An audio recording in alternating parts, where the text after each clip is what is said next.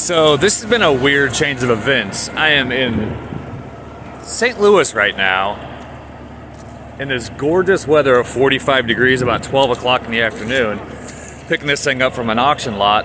And first of things, we couldn't figure out how to open the door because we're too stupid for that apparently.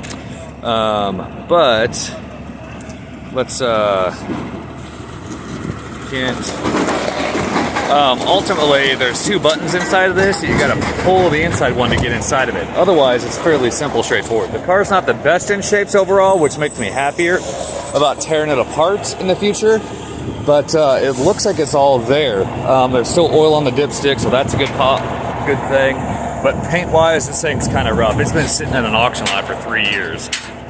So, I can't be too upset with a $4,000 Maserati. Quattroporte.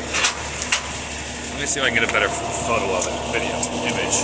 There's Chad. Say hi, Chad. Hi! It's actually a better looking car than I thought it would be in person. Overall. So, there it is.